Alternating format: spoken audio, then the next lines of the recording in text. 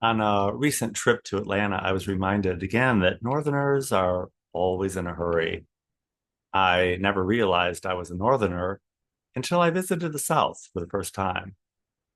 In similar manner, many of us never realized we were racist simply for being white or being a misogynist for being a man. But turns out that that's all true.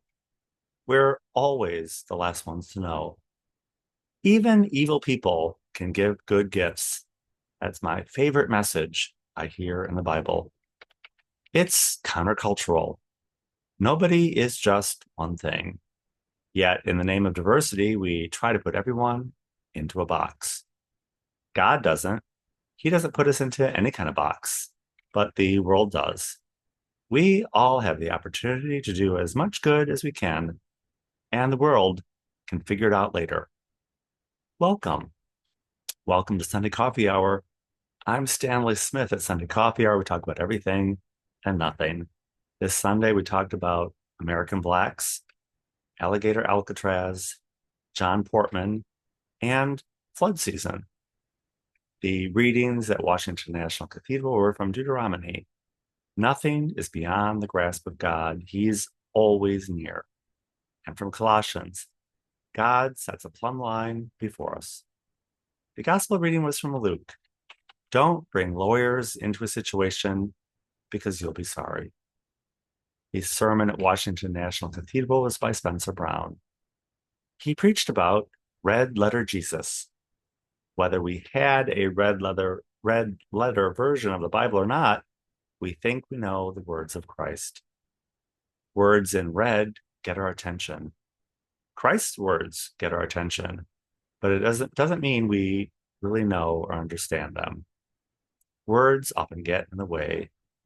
Words are just a holding place for the instruction, reflection, and transformation that the Bible message represents. The story of the Good Samaritan in the Bible pretty much sums up the entire message.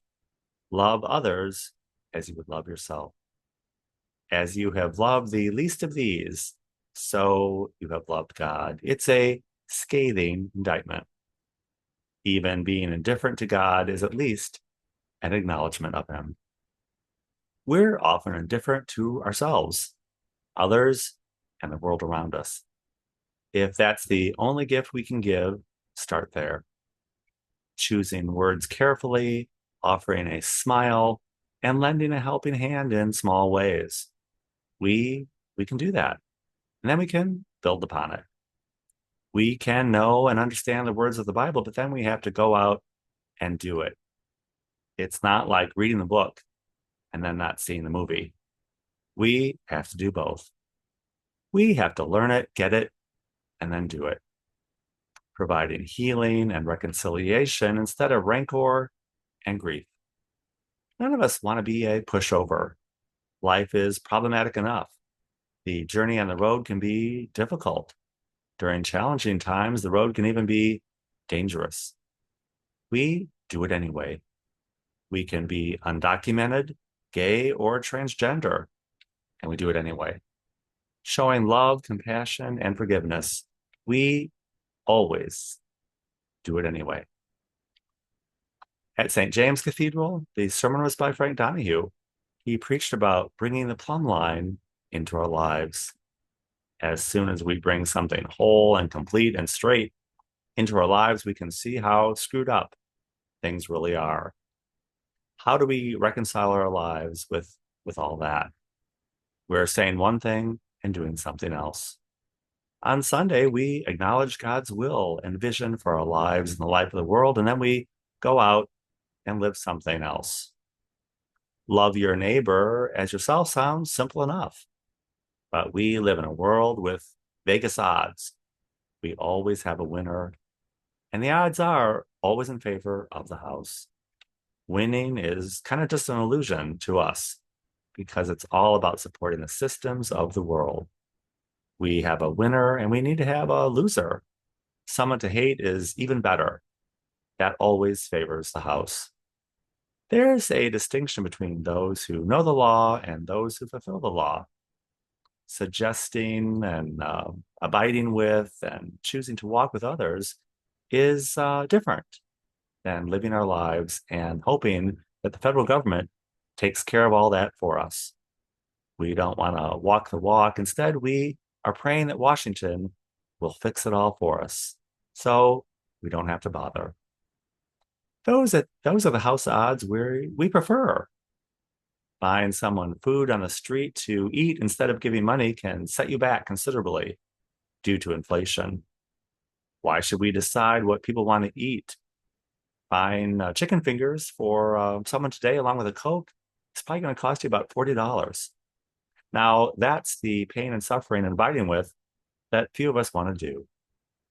When Martin Luther King went to join the protest in Atlanta during the garbage collector strike, he prayed, "If I stop and help these people, what will happen to me? If we don't stop and help them, what will happen to you?" Failing to stop, it's already happened. Loving others as ourselves is a failing matter. God's love never fails. It's a winning proposition beyond all human understanding. And it's the one thing we can be grateful for in this life and the next. Nobody wants to be responsible for someone's unhappiness, but it happens all the time. We stop to offer a helping hand or offer a solution, and then suddenly we seem to become part of the problem. We found out later that the man we gave bread to is gluten intolerant and probably diabetic. The food we offer almost killed him. And the person we gave cash to on the street is possibly a crack addict. In Shakespeare's Merchant of Venice, we end up owing a pound of flesh. It's impossible to pay, but we're pressed to pay it anyway. Paying the debt and evening the score is God's work. But God's not really keeping score. It's craziness to the PR and propaganda machine of the world. It's going to look really bad from the perspective of the world, but from God's perspective, it will seem right as the plumb line. And for the people married to the world, it will be pure perversion. We will go another way, and they will go their way. Nothing is beyond God's grasp.